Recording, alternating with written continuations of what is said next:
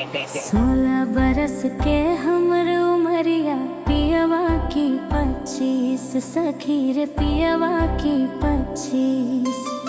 16 बरस के हमर उमरिया पियवा की 25 सखी रे पियवा की 25। तेली कॉटन सड़िया से सूती के सड़िया नी पियवा पे पशी जैसन तीत देवरो माजा जैसन मीत। पियवा पे पशी जैसन तीत देवरो माजा जैसन मीत।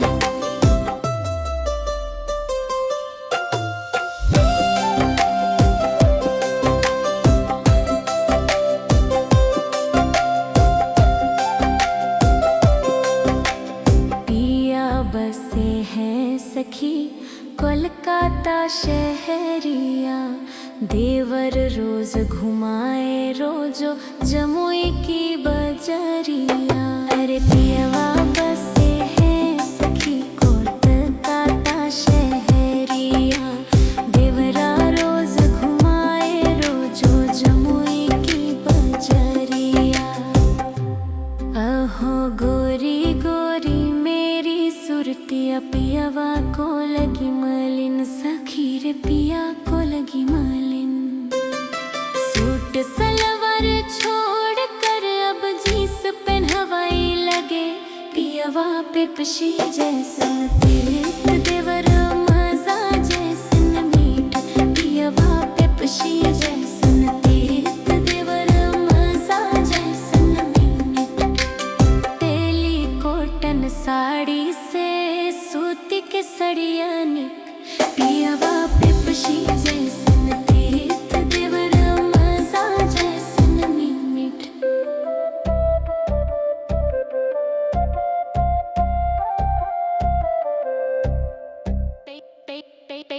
Daisy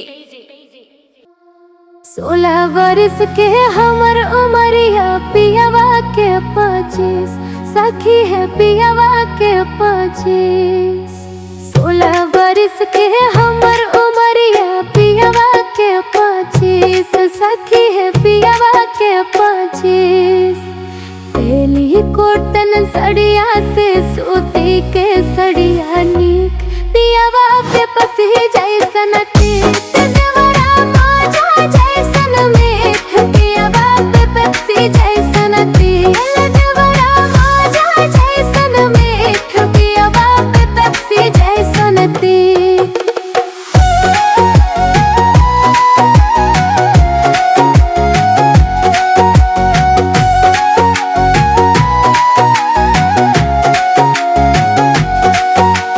पियवा बसल है सखी कोलकाता शहरिया।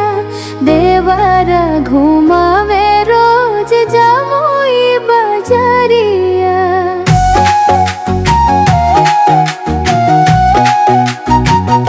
आहे पियवा बसल है सखी कोलकाता शहरिया।